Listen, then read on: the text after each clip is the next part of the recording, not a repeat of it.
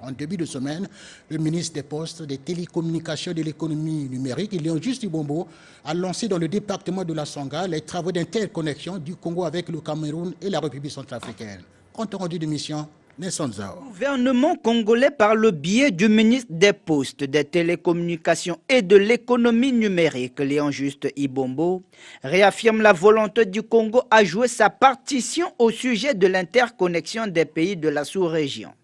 Le projet CAP2 vise l'interconnexion inter-État en réseau fibre optique. Ce projet se met en œuvre au Congo avec les facilités des pouvoirs publics. C'est pourquoi nous rendons un vibrant hommage à Monsieur le Président de la République, Denis Sassou Nguesso, et à son gouvernement pour le soutien constant à la réalisation de ce projet. Ces travaux se réalisent avec le concours de la Banque africaine de développement.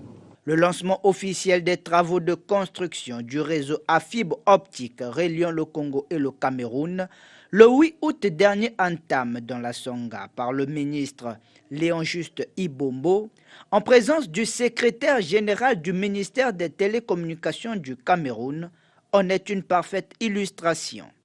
Aujourd'hui, on parle de plus en plus de nouvelles technologies de l'information et de la communication. On utilise le télétravail, on parle avec la pandémie de la Covid-19, puisque nous avons ces masques, nous avons ces gants. On parle des visioconférences, évidemment. La base de tout cela, ce sont les infrastructures critiques. Et ici, c'est une infrastructure critique que nous sommes en train de construire pour relier le Congo et le Cameroun. Et aujourd'hui, nous venons justement accompagner cette ambition du chef de l'État pour matérialiser l'intégration sous-régionale.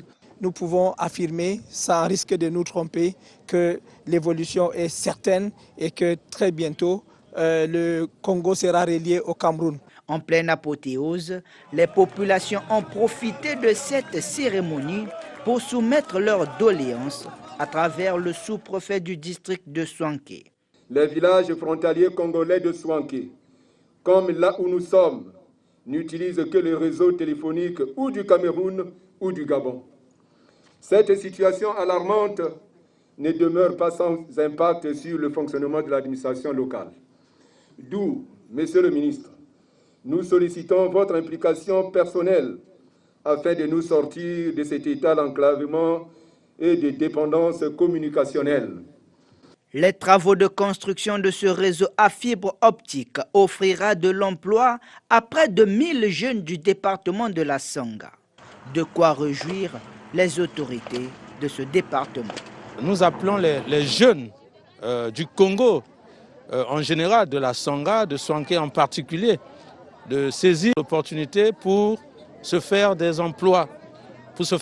Mais vous ne pouvez pas venir dans le monde numérique si vous n'avez pas une base scolaire. La fibre optique qui va jouer un rôle déterminant, la collection nationale et sous-régionale, est un fait nécessaire pour le développement et la promotion des emplois.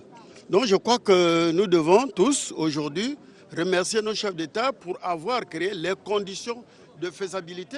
Financés par la Banque africaine de développement, ces travaux de construction du réseau d'interconnexion en fibre optique Congo-Cameroun constituent une étape importante pour l'intégration sous-régionale tout en contribuant à la diversification de l'économie congolaise.